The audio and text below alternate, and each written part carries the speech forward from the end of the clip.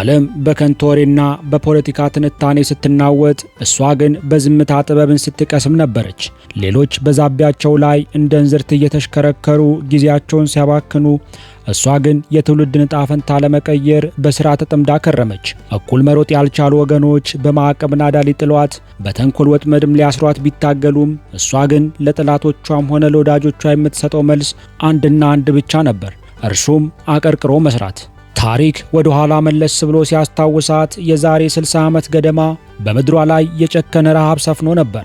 በሁለት ዓመታት ውስጥ ብቻ 30 ሚሊዮን ውድ ልጆቿን የገበረችው፣ በድህነት አዘቅት ውስጥ ተዘፍቃ የዓለም መሳቂያና መሳለቂያ ትሆን ዘንድ የተፈረደባት ያቺ ምስኪን አገር ዛሬ ግን ያንን መራር ጽዋ ሰብራ ጥላለች።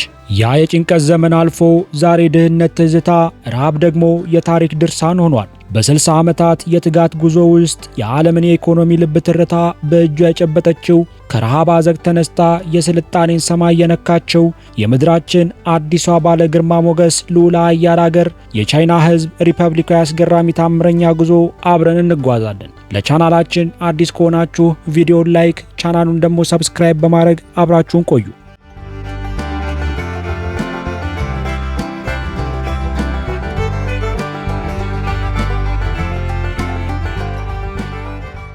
ቻይና በምስራቅ ኤዥያ ሰፊ ግዛት ላይ የተንጣለለች፣ በቆዳ ስፋቷም በዓለማችን ከአራቱ ግዙፍ ሀገር አንዷ ስትሆን ይቺ ምድር የተፈጥሮ በረከት ማሳያ ናት። በምዕራብ በኩል ዓለምን አሻቅቦ የሚመለከቱት ግዙፍ የሂማሊያ ተራራዎችና የቲቤት አምባዎች ይገኛሉ።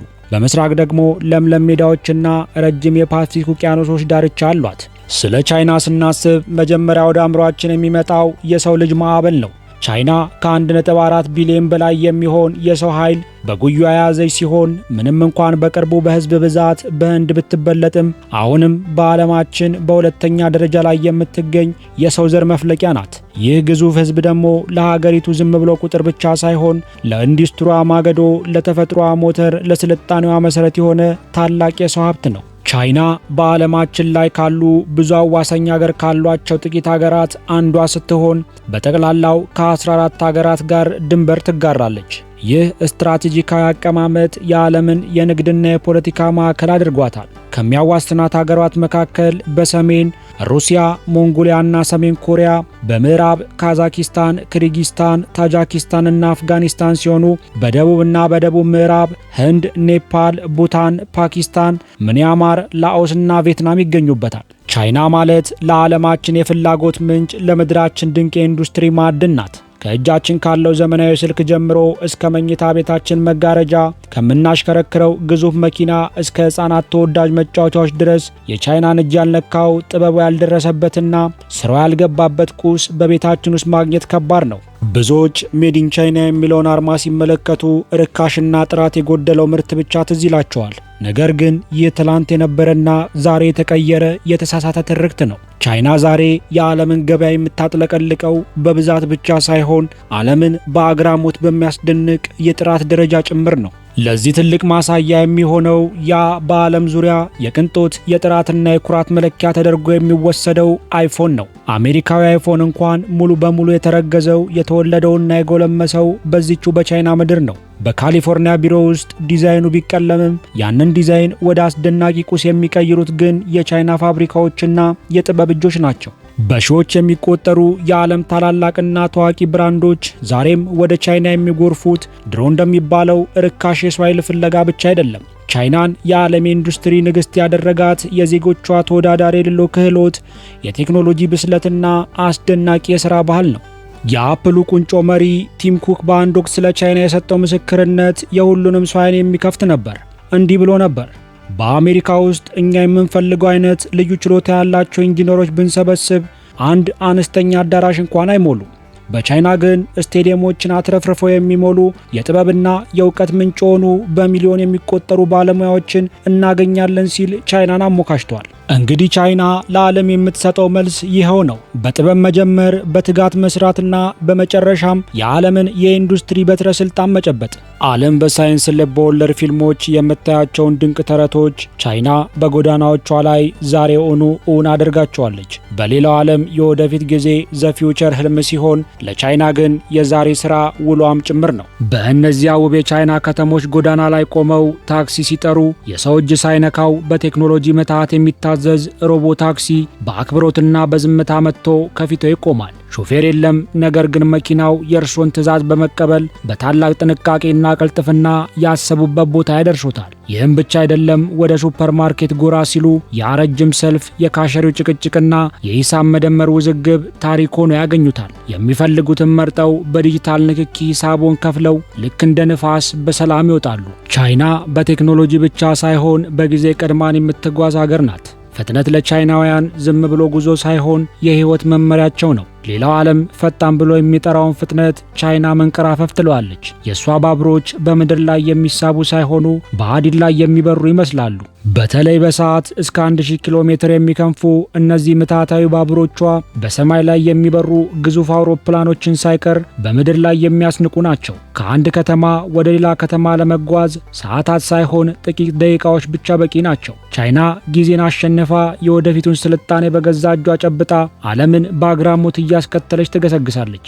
በቻይና ምድር የኪስ ቦርሳ መያዝ፣ የወረቀትን ገንዘብ መቁጠርና መልስ የለኝም የሚል ጭቅጭቅ ዛሬ እንደ ድሮ ተረት እየታየ ነው። የወረቀት ገንዘብና የሳንቲም ጩኸት ታሪክ ሆኖ በምትኩ የዲጂታል አብዮት ምድሪቱን ወርሷታል።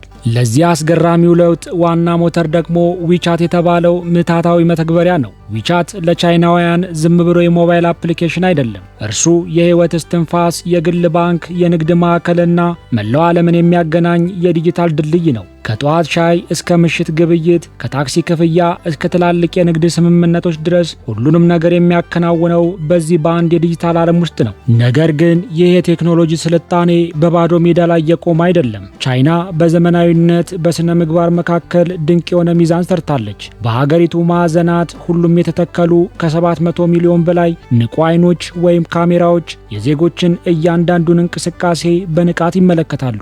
ይህ ክትትል ግን ለማስፈራራት ሳይሆን ለስርዓትና ለታማኝነት ዋስትና እንዲሆን ታስቦ የተዘረጋም ጭምር ነው። በቻይና ምድር መልካምነት ዋጋ አለው፣ ትጋትም ያሸልማል። የማህበራዊ ክሬዲት ውጤት ሶሻል ክሬዲት ስኮር የተባለው ስርዓት መንገድ ሲሻገሩ አረጋውያንን የረዳ፣ የወደቀ ዕቃ ለባለቤቱ የመለሰ ወይም የትራፊክን ሕግ በትክክል ያከበረ ዜጋ ነጥብ ወደ ሰማይ ይሰቀላል። ይህ ነጥብ ደግሞ የክብርና የጥቅማ ጥቅሞች መክፈቻ ቁልፍ ነው። ነጥቡ ከፍ ያለ ዜጋ ባንክ ሲሄድ ብድር ይለቀቅለታል፣ በረራ ሲያዝ ቅድሚያ ያገኛል፣ በህዝብ ዘንድ ታላቅ ክብርና ግርማ ሞገስ ይኖረዋል። በተቃራኒው ሕግ የጣሰ፣ ቃል ያጠፈ ወይም ስርዓትን ያቃለለ ወገን ነጥቡ ይቀንሳል፣ ከጥቅማ ጥቅሞቹም ይታገዳል። ቻይና በቴክኖሎጂ ብትራቀቅም ጥንታዊውን የስነ ምግባርና የርህራሄ መርሃን ግን አላጣችም። ሕግን ማክበር፣ አረጋውያን መርዳትና ለህዝብ ስርዓት መገዛት የእድገቷ ሚስጥር፣ የስልጣኔዋ ማገዶ ናቸው። ይሄ ነው እንግዲህ ዲጂታል ምትሃትን ከሰው ልጅ ስነ ስርዓት ምግባር ጋር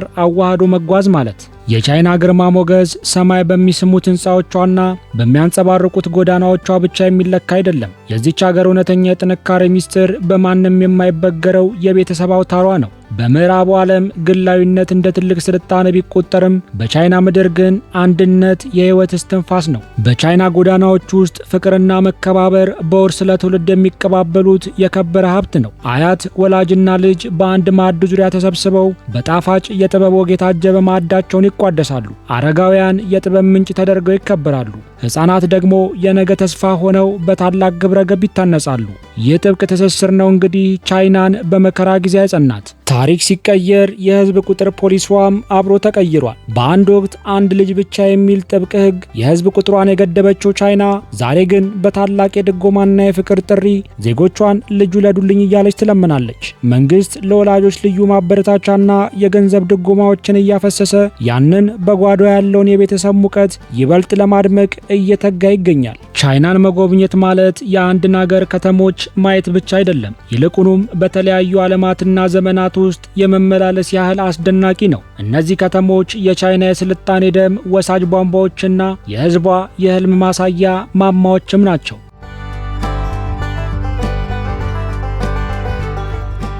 ሻንጋይ የቻይና ዘመናዊ ፊት፣ የዓለምም የንግድ ልብ ትርታ ናት። ከተማዋ በውሃንግፑ ወንዝ ለሁለት ተከፍላ በአንድ በኩል ጥንታዊና ታሪካዊውን ለጋሃር ዘበንድ፣ በሌላ በኩል ደግሞ ደመናን የሚቀዝፉ ዘመናዊ ሰማይ ጠቀስ ሕንፃዎችን ይዛለች።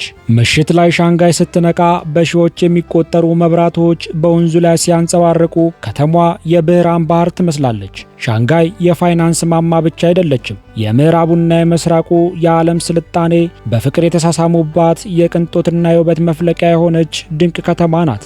ሌላኛዋ ደግሞ ቤጂንግ ስትሆን ቤጂንግ የቻይና የነፍስና የፖለቲካ መዲና ናት። ይቺ ከተማ ከ3000 ዓመታት በላይ ያስቆጠረ የታሪክ አሻራ በጉያዋ ይዛለች። በአንድ በኩል እነዚያ ግዙፍና ቀይ ግድግዳዎች ያሏት የነገስታት ቤተ መንግስቶች ፎርቢደን ሲቲ የታሪኳን ታላቅነት ይናገራሉ። በሌላ በኩል ደግሞ እንደ ወፍ ጎጆ በርድ ኔስት ያሉ ዘመናዊና አስደናቂ ሕንፃዎቿ የወደፊቱን ብሩህ ተስፋ ያሳያሉ። በቤጂንግ አውራ ጎዳና ላይ ሲራመዱ ጥንታዊ ጥበብና ዘመናዊ ዲፕሎማሲ ተከባብረው ይኖራሉ። ቤጂንግ ማለት የቻይና ግርማ ሞገስ የሚገለጥባት የታሪክ ድርሳን የታተመባት ሕያው ከተማ ናት። ሌላኛዋ ደግሞ ሸንዘን ስትሆን ሸንዘን የሰው ልጅ ትጋትና ጥረት ምን ሊያመጣ እንደሚችል ትልቅ ማሳያ ናት። ከጥቂት አስርተ ዓመታት በፊት ተራ የዓሳ አጥማጆች መንደር የነበረችው ይቺ ምድር ዛሬ ግን የዓለም የቴክኖሎጂ ቁንጮ ለመሆን በቅታለች። ሸንዘን የቻይናውያን ሲሊከን ቫሊ ናት። የወደፊት ዓለም ቴክኖሎጂ የሚረገዝባትና የሚወለድባት ድንቅ ማህፀን። ከተማዋ በወጣቶች ጉልበትና በፈጠራ አእምሮ ትቃኛለች። እዚህ ከተማ ውስጥ ጊዜ አይቆምም። ይልቁንም ሸንዘን ጊዜን ቀድማ የምትሮጥ የሳይንስና የጥበብ ሙከራ ማዕከል ናት። ሌላኛው አስገራሚ ከተማ ደግሞ ማካው ናት። ማካው የቻይና አካል ብትሆንም መልክና ጠረኗ ግን ለየት ያለ ነው። የፖርቹጋልና የቻይና ባህል በፍቅር ተዋህዶባት በየጎዳናዎቿ ላይ የአውሮፓውያን ጥበብና የእስያውያን ታታሪነት ታያላችሁ። ከተማዋ በቅንጦት ሆቴሎቿ፣ በደማቅ መብራቶቿና በዓለም አቀፍ የቁማር መዝናኛዎቿ ትታወቃለች። ማካው ለሰዎች ተንፈስ የሚሉባት፣ የህይወት ጣፋጭነት የሚቀምሱባትና የቅንጦትን ህይወት የሚለምዱባት የውበት መድረክ ናት። ምድራዊ ገነት ብትባል እንኳን ማጋነን አይሆንም። ሌላኛዋና የመጨረሻዋ ደግሞ ሆንግ ኮንግ ናት። ሆንግ ኮንግ ከውቅያኖስ ዳርቻ ላይ የተቆረቆረች ሰማይ ጠቀስ ሕንፃዎቿ ከባህሩ ጋር ተጋጥሞ የሚታዩባት ውብ ከተማ ናት። የዓለም የፋይናንስ ማዕከልና የፋሽን መስኮት የሆነችው ሆንግ ኮንግ ኃይለኛ የንግድ እንቅስቃሴ የሚታይባት የሥራ መድረክ ናት። ከተማዋ ግርግርና ውበት አጣምራ የያዘች ስትሆን በሆንግ ኮንግ አደባባዮች ላይ የዓለም ምርጥ ብራንዶች ይደረደራሉ። በጓዳው ደግሞ ጥንታዊ የቻይና ባህልና ወግ ዛሬም ድረስ ይከበራል። ሆንግ ኮንግ ማለት የዓለምን ትኩረት የምትስብ የምስራቁና የምዕራቡ ዓለም ድልድይ ናት። እነዚህ የቻይና ድንቅ ከተሞች የዚችን ታላቅ አገር የአካል ክፍሎች ናቸው። አንዷ የታሪክ መዝገብ፣ ሌላዋ የንግድ ማማ፣ አንዷ የቴክኖሎጂ መፍለቂያ፣ ሌላዋ ደግሞ የቅንጦት መዲና በመሆን ቻይናን በዓለም ፊት ባለ ግርማ ሞገስ አድርገዋታል። የቻይና ታሪክ የሚጀምረው ከዛሬ 5000 ዓመታት በፊት ሲሆን በዚያ የስልጣኔ መገኛ ተብሎ በሚጠራውና ለምለም ደለልን በሚያመርተው በታላቁ ቢጫ ወንዝ ወይም የሎ ሪቨር ዳርቻ ነው። ዓለም ገና በጨለማ ውስጥ ስትዳክር፣ ቻይና ግን በጥበብና በስርዓት ተቃኝታ ራሷን መገንባት ጀመረች። ያኔ ነበር የመካከለኛው መንግስት ዘሚድል ኪንግደም የሚል ስያሜ የተወለደው። ቻይናውያን ራሳቸውን የምድር ማዕከል፣ የስልጣኔ መንበርት አድርገው ይቆጥሩ ነበር። ለዘመናት በጎሳና በክልል ተከፋፍላ የነበረችውን ቻይናን እንደ ብረት በጠነከረ ክንድ አስተባብሮ አንድ ያደረጋት ታላቁ ንጉስ ቺንሹሃንግ ነው። ይህ ንጉስ ቻይናን አንድ ከማድረጉም በላይ ዛሬ ድረስ የዓለምን ድንቅ ታምር ሆኖ የሚታየውን ታላቁን የቻይናን ግንብ ወይም ግሬት ዋልን እንዲገነባ መሰረት የጣለ መሪ ነው። ያ ግንብ ዝም ብሎ ድንጋይ ሳይሆን የቻይናውያንን ጽናት፣ ኩራትና የማይደፈርስ ማንነት በምድር ላይ የታተመበት የታሪክ ማህተም ነው። በታንግና በሶንግ ስርወ መንግስት ዘመን ቻይና ለዓለም ድንቅ ስጦታ አበረከተች። ወረቀት፣ ባሩድ፣ ኮምፓስና የህትመት ጥበብ ከዚች ምድር ተፈልቅቀው ዓለምን ለወጡ። ቻይና በዚያ ዘመን የጥበብ የንግድና የባህል ማዕከል ነበረች። የሐር መንገድ ሲልክ ሮድ ምስራቅና ምዕራቡን በፍቅርና በንግድ ያቆራኘ የስልጣኔ ሰንሰለት ነበር። ነገር ግን እንደ ማንኛውም ታላቅ አገር ቻይናም የውድቀት ጽዋን ቀምሳለች። በ19ኛው ክፍለ ዘመን በውጭ ወራሪዎችና በውስጥ ድክመት ምክንያት ሀገሪቱ ተንበረከከች። የመቶ ዓመቱ ውርደት ዘ ካንትሪ ኦፍ ሁሚሌሽን ተብሎ የሚጠራው በዚያ ጨለማ ዘመን ቻይና በጦርነትና በረሃብ ታመሰች። ያ ባለ ግርማ ሞገስ ስርዓተ መንግስት በ1911 ዓ.ም ሲወድቅ ሀገሪቱ ወደ አዲስና ያልታቀደ ጉዞ አመራች። ከዓመታት የእርስ በርስ ጦርነትና የመከራ አቶም በኋላ በ1949 ዓመተ ምህረት ማኦ ዜዱንግ በቲያንማን አደባባይ ቆሞ የቻይናን ሕዝብ ዛሬ በቁመቱ ቆመ ሲል አዲሷን የቻይና ሕዝብ ሪፐብሊክ አወጀ። ጉዞ መጀመሪያ ላይ በችግርና በረሃብ የተሞላ ቢሆንም የቻይናውያን የሥራ ባህልና የለውጥ ጥማት ግን አሁንም አልጠፋም ነበር። በ1970ዎቹ ማብቂያ ላይ በዴንግ ዚያኦፒንግ የተጀመረው የኢኮኖሚ በር የመክፈት ፖሊሲ የቻይናን ታሪክ ዳግመኛ ቀየረው። ቻይና ዓለምን የምታስተናግድ ታላቅ ፋብሪካ ሆነች። በዓለም ታሪክ ታይቶ በማይታወቅ ፍጥነት በሚሊዮን የሚቆጠሩ ዜጎቿን ከድህነት አዘቅታ አውጥታ ወደ ስልጣኔ ማማ ሰቀለች። ዛሬ ቻይና ወደ ቀድሞ ግርማ ሞገሷ ተመልሳለች። በቴክኖሎጂ የምትራቀቅ፣ በኢኮኖሚ ዓለምን የምትመራ፣ በከተሞቿ ውበትና በባቡሮቿ ፍጥነት ተወዳዳሪ የማይገኝላት ድንቅ አገር ሆናለች። ከቢጫ ወንዝ ዳርቻ የተነሳው የጥንታዊ የጥበብ ብርሃን ዛሬ በዲጂታሉ ዓለም ደምቆ እየበራ ይገኛል። ቻይና ማለት ታሪክን የሰነደች፣ ውድቀትን ያሸነፈችና ነገን በገዛ እጇ የምትስል የሰው ልጅ ጽናት መማሪያ ናት። የቻይና ባህል ዝም ብሎ ያኗኗር ዘይቤ አይደለም። ይልቁንም ለሺህ ዓመታት ተቀዝፎ የኖረ የጥበብ ውቅያኖስ ነው። ይህ ባህል በታላቁ ፈላስፋ ኮንፊውዥስ አስተምሮ ላይ የቆመ ሲሆን ለመከባበርና ለታማኝነት ትልቅ ዋጋ የሚሰጥ ድንቅ ሴት ነው። በቻይናውያን ዘንድ መማርና ራስን ማጽናት እንደ ቅዱስ ተግባር የሚቆጠር ሲሆን እያንዳንዱ ዜጋ ለቤተሰቡና ለሀገሩ ያለውን ግዴታ በታላቅ ትህትና እንዲወጣ በባህሉ ይታነጻል። የቻይና ባህልም ብርቱ ቤተሰብ ነው። አረጋውያን የጥበብ ምንጮች፣ የወግ መዛግብትና የቤት ጌጦች ተደርገው ይወሰዳሉ። ልጆች ወላጆቻቸውንና አያቶቻቸውን የመጦር የመንከባከብ ግዴታቸውን እንደ ትልቅ ክብር ነው የሚቆጥሩት። በቻይና ጓዳዎች ውስጥ ግላዊነት ቦታ የለውም። ይልቁንም በዚያ በታዋቂ ክብ ማዕዘን ዙሪያ ተሰባስቦ በጋራ መመገብና መወያየት የፍቅርና የአንድነት መገለጫ ነው። ስለ ቻይና ባህል ሲነሳ ያ የከበረው የሻይ ስርዓት መዘንጋት የለበትም። ሻይ መጠጣት ለቻይናውያን ዝም ብሎ ጥማት መቁረጥ ሳይሆን መንፈስን የማረጋጋት፣ እንግዳን የማክበርና ከራስ ጋር የመገናኛ ጥበብ ነው። የምግብ አዘገጃጀታቸውም ቢሆን የጥበብ ስራ ነው። እያንዳንዱ ጣዕም፣ ቀለምና ጠረን የራሱ የሆነ ትርጉም አለው። በቻይና ማዕድ ላይ የቀረበ ምግብ ሆድን ብቻ ሳይሆን ዓይንንና ልብን የሚያጠግብ ድንቅ በረከት ነው። የቻይና ባህል በቀለማት የታጀበ የውበት መድረክ ነው። ያ የጨረቃ አዲስ ዓመት ሉናሪ ኒው ይር ሲመጣ ምድሪቱ በቀይ ቀለማት ስትደምቅና ድራጎኖች በአደባባይ ሲጨፍሩ ማየት ወደ ሌላ ዓለም ይወስዳል። የቻይና የእጅ ጽሑፍ ካሊግራፊ ዝም ብሎ ፊደል ሳይሆን በብሩሽና በቀለም የሚሳል የነብስ ስዕል ነው። የሐር ልብሶቻቸው ለስላሴና የሸክላ ስራዎቻቸው ጥራት ቻይናውያን ለውበትና ለጥራት ያላቸው ጥልቅ ፍቅር ይመሰክራሉ። እንደ ኩንጉፉ ያሉ የቻይና ባህላዊ ስፖርቶች አካልን ከማጠንከር ባለፈ መንፈስን የመግዛትና ራስን የመቆጣጠር ጥበቦች ናቸው። ይህ ጥበብ የቻይናውያን ጽናት፣ ትዕግስትና የማይበገር ማንነት ለዓለም ያስተማረበት የባህል አምባሳደር ነው። ቻይና ማለት ጥንታዊን ጥበብ ከዘመናዊ ኑሮ ጋር በፍቅር አዋህዳ ማንነቷን እንደ ሐር ክር አጥብቃ የያዘች የስልጣኔና የባህል ገነት ናት። ቻይና ማለት ያለፈውን ታሪኳን ያረሳች የወደፊቱን ደግሞ በገዛ እጇ የምትሰራ ታላቅ አገር ናት። ከረሃብ አዘቅት ተነስታ ወደ ስልጣኔ ማማ የወጣችበት ይህ አስደናቂ ጉዞ ለማንኛውም አገር ትልቅ ትምህርት ነው። የዛሬውን ጉዟችንን እዚህ ላይ ጨረስኩት። ለቻናላችን አዲስ ከሆናችሁ ሰብስክራይብ፣ ቪዲዮን ደግሞ ላይክ በማድረግ ቤተሰብ ይሁኑ። በሌላ አስገራሚ ቪዲዮ እስከምንገናኝ ቸር ቆዩልኝ።